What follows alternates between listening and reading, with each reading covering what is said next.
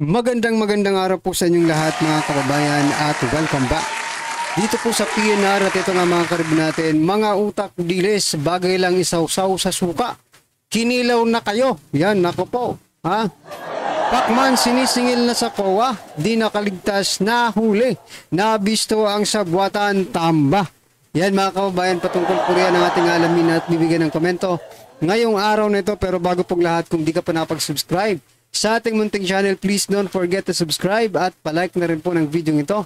At ito na nga, simulan na po natin to. Samayaan bayan ko sa magnanakaw ng tao.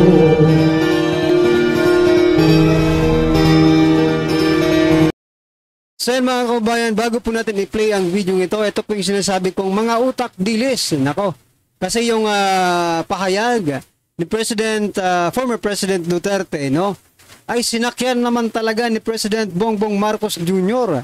Ito mga kababayan ang kanyang statement. Nako, ito. Ay, teka lang, zoom in natin na. Yan. Kung ano-ano na ang sinasabi. Narinig natin noong isang araw, wala na siguro silang pag-asa. Kaya papatay na lang sila ng 15 senador. Galing sa presidente, no, ang hirap mag-analyze, no, ni President Bongbong Marcos Jr. Kaya napapariwara ang ating bansa dahil sa mga ganitong pag-iisip. Diba? Are you sure? No? Nawala na silang pag-asa kaya manggugurgur na lang ng 15 senador. O, diba? Yan ang tanong. Kaya sabi ko nga, grabe ang taong ito. Ha? Kanya sinabi ko rin sa last vlog no? Napaka nipis ng mga utak ninyo. Oh, like dilis. Kaya tama lang, no? Naisawsaw ito, kilawin ng mga ito mga kababayan. Well, anyway, kung yan ang opinion or kung yan ang statement ng ating Pangulo, wala tayong magagawa, no? Pero hindi po literal, no? Napapatay ng 15 senador, instead tatalunin po yung 15 senador, di ba? Ang hirap niyo naman makaintindi. Nako po. Pero maging ganun pa man mga kababayan ay si former President Duterte ikinampanya. Ikinampanya po ang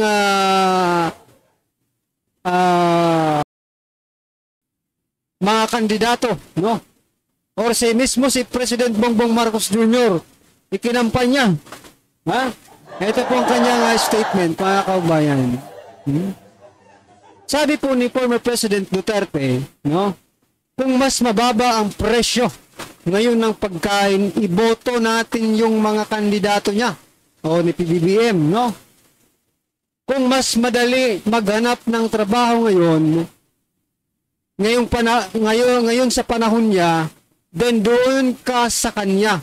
Okay. Kung sa panahon na ito, kampante ka na maglakad ng walang takot, nakakapasyal ka, maski saan, wag mo na bitawan si Marcos. Talaga. Piliin mo na yung mga kandidato niya. Yan po ang sabi ni former President Duterte. Ha? Ang problema nga lang, mabababa ang presyo ng pagkain, no? Madali bang maghanap ng trabaho ngayon? Marami yatang mga tambay dahil sa ayuda, no? Oh, ano pa? Safe ba ang bawat isang Pilipino? Ha? I think hindi po kasi bumabalik po yung mga kriminalidad, no? So mga kabayan, dito pa lang sa statement na ito ni former President Duterte, wala na sila. Talong-talo na sila, no? Dapat sagutin ito ni President Bongbong Marcos Jr. Total, sinagot niya naman itong papatay na lang sila ng 15 senators, no? Oh, dapat sagutin rin ito ni President Bongbong Marcos Jr. na mababa ba ang presyo? Madali ba maghanap ng trabaho? No? At safe ba ang taong bayan? Kasi pag nasagot ito ni President Bongbong Marcos Jr., maaring mabagong lahat. No? Kung totoo lang ang kanyang sasabihin. Pero kung totoo ang kanyang sasabihin, mga kababayan, malamang hindi mababagong lahat, no? Mas lalo pa silang madidiin, no? Madidiin yung kanilang mga kandidatura. Ha? Dahil wala naman tayong nakikita na pagbabago, instead mas lumala. I mean, lumala talaga, no? Nagkaroon tayo ng pagbabago nung nakarang administrasyon, ba't ngayon? Lumala na naman, mga kababayan. So ano pong opinion nyo dyan? I-comment nyo na lang po. At eto, sabay-sabay at sama-sama natin pakinggan to at bigyan natin ng reaksyon. Eto na po. Ito ang breaking news ngayon. Viral ngayon sa mundo ng social media. Kahit anong pilit nyong siraan at halos taplakan ng lupa ang Vice President na si Sara Duterte, ay sadyang nananaig pa rin ang katotohanan laban sa kasinungalingan. Matapos ma-impeach ang Vice President na si Sara Duterte, Commission on Audit naglabas ng bagong pahayag at tila binasag na ang katotohanan matapos patunayan na unqualified report o malinis pa rin ang track record. Magpahanggang sa ngayon ang opisina ng Office of the Vice President sa pamumuno ni Vice President Sara Duterte. Pero bago tayo magpatuloy mga kapanig, kung bago ka pa lamang sa aming channel, ay huwag kalimutang mag-like, subscribe at i-click ang notification bell para mas maging updated ka pa lalo sa lahat pa ng mga bagong videos na i-upload namin. At yun na nga mga kapanig, walang problema, walang ninakaw at walang korupsyon sa Office of the Vice President sa pamumuno ng Vice President na si Sara Duterte. Ito ang binasag na katotohanan ng Commission on Audit o COA at marami sa ating mga kababayan matapos ang tila kontrobersiyang mga kaliwat kanang mga aligasyon sa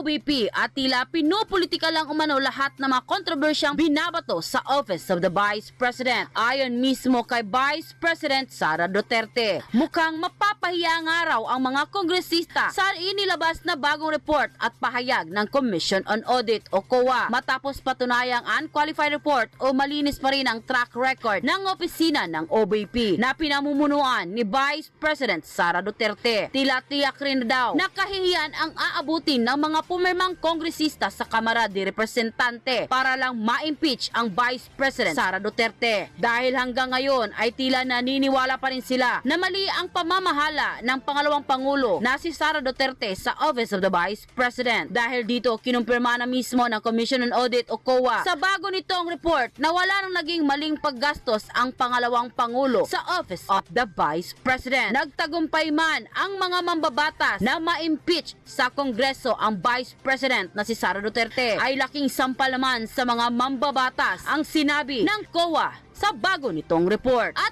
ayon nga kay Optic Politics, and I quote, "Look, despite relentless accusations, VP Sara remains unshaken. The Commission on Audit COA recently issued an unqualified opinion confirming the integrity of the Office of the Vice President's financial transaction with a proof beyond reasonable doubt. No impeachable offense exists, only political noise." End quote. Ayon naman kay Harry Roque, and I quote, "I reiterate, there is already proof beyond reasonable doubt that VP Sara has not done any impeachable offense. The Commission on Audit COA recently gave its unqualified opinion on its report regarding the Office of the Vice." So yun mga kabayan, walang anomalya dito kay Vice President Sara Duterte, no? Paano na lang kaya kung nagkabaliktad? Kung si Tambaluslos naman ang i-audit ng COA, no? Para magkaroon tayo ng basihan kung ano ba talaga ang good governance, no? Na sinasabi nila. Or yung misuse of funds, yan mga kabayan. Baka kasi dito kaya Tambaluslos, hindi lang misuse of funds dito ang madiscover ng COA. Vice President financial transaction. End quote. Nang lumabas nga ang balitang ito ay umani agad ng samut-saring komento mula sa marami sa ating mga kababayan na kung saan ay marami nga sa kanila ngayon ang hindi napigilan ng kanilang sarili na maglabas ng kani-kanilang hinaing at komento sa mundo ng social media. At ayon pa sa kanila, maliwanag naman kaya nilang ginagawa yung demolition job sa mga Dutertes dahil walang sinuman sa kanila ang mananalo kay VP Sara sa pagkapangulo sa 2028. Ima-flash lang sa Inidoro kaya gusto nilang wasakin ang pagkatao. Real talk yan. Kaya nag-uunahan na silang magnakaw dahil hindi nila yan maggagawa sa mga Duterte. This strongly affirms that the OVP stand that they utilize their budget lawfully. Isagpa sa sigig ngalngal nga gikurap ni BP Sara ang budget sa iyang opisina. Kaya nga sabi ng COA, before diba na di basta-basta binibigay kahit kanino ang mga receipt at documents na nililiquidate. Confidential fund, naka-white envelope yan at binigay lang yan doon sa higher position na nakatoka mag-audit. May mga tao kasi na sadyang mababa ang level ng comprehension. Kaya di na gets agad. Kailangan confiding. She's not a corrupt. Many people judge RPP but they don't have any evidence. For those people saying magnanakaw, will file in the Supreme Court if you have evidence. Iyan ang karapat-dapat na maging pangulo ng bansa. Matalino, matapang at may paninindigan katulad ka ng isang agila. Habang sinasaktan ng kalaban, lalong tumatapang. Mana ka talaga kay Tatay Digong. Gusto ko lang sabihin sa lahat na yung mga kandidato na mahilig mang-away o tumatakbo, mahilig mang-atake. Wow. Wala sa kanila ang may bahid ng dugo dahil sa tukhang. Payang-paya talaga dito si Pacquiao, no? Talagang kung ako ay Pacquiao, matutunaw ako dito sa kakahihiyan, no? Kasi siya, grabe yung paglaban niya sa negative campaign, no? Pero dito sa nakikita natin, mismo yung endorser nila, na si President Bongbong Marcos Jr. ang pasimuno, no? Grabe. Krisis ng pandemya, pinabayaan ang ating mga kababayan na magkasakit at mamatay. Pacquiao versus BBM. Siguro, hindi siya tumatakbo para sa bayan, kundi tumatakbo siya para sa kanyang pamilya. Correct ka. Hindi namin kailangan awayin yung kalaban namin o sino yung tumatakbo dyan. Ngayon, kung may mga tao na palaaway, may mga kandidato na... Di ko alam kung naririnig ba ni Pacquiao yung sarili niya, no? Kasi nung nakaraang eleksyon, nung presidential race, no? Di ba tumakbo siyang presidente? Naririnig ba ni Pacquiao yung sarili niya? Siya nga itong palaaway, no? Grabe ang mga sinasabi niya noon kay President Bongbong Marcos Jr. ngayon, di ba? Yung presidente natin ngayon, yun po yung sinisiraan mo, Manny Pacquiao noon. At nakakapagtaka, bakit nandiyan ka sa kanila? Di ba?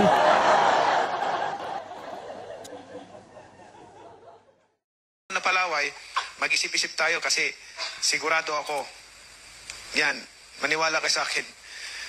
Ang dahilan ng pagbagsak ng bansa natin. Nagtataka nga ako, So yun mga kababayan, no, yung mga palaaway daw. So meaning yan mga kababayan, ang ibig sabihin po ni Manny Pacquiao, wag natin siyang iboto. Kasi isa po siya no?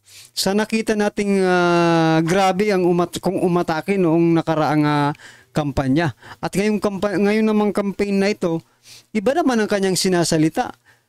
Malaanghel, no? Si Pacquiao ngayon, malaanghel po ang kanyang mga sinasambit. Parang si parang si Chis Escudero lang Ang kanyang pananambitan sa ating mga dukha, no? Ay parang isang anghel na parang walang nagawa. Parang santo lang. nanaging kandidato nag-deliver lang yata ng suka nabigyan na ng certificate of candidacy. Dahil wala naman natin kumpara sa ating kandidato. Maniwala ka sa akin. Ang dahilan ng pagbagsak ng bansa natin. Ay, nako Manny. Dahil walang pera? Hindi mali yan. Dahil sa kurap. Ang mga Marcos, billion, trillion ang kurap. Tapos ibubuto natin. Ang talino natin. Ang talino mo talaga. Loko talaga to si Pacquiao, no? Pinagluloko ang taong bayan. Ako, kayo. Napapanood nyo ito. Kapag ito binoto nyo pa, ewan ko na lang sa inyo. Ito, wala talaga tayong makukuha dito. Grabe. Lahat ang sinabi niya, no? Parang si PBBM lang, no? Lahat ang sinasabi niya, nagba-bounce back papunta sa kanya. Tinatamaan siya, bawat salitang sinasabi niya, bumabalik sa kanya. Buti hindi ka umiilag, no? Buti sinasalo mo lahat, Pacquiao. Ha? Sinasalo mo lahat ngayon yung suntok ng katotohanan, di ba? Oh. Wala na yung mga kababayan. Ano po ang inyong reaksyon, opinion patungkol po sa video ito? I-comment lang po sa baba. Para at least alam po ng ating mga kababayan ang inyong opinion. Maraming salamat po. Sawaya ang bayan ko sa nakaw ng tao.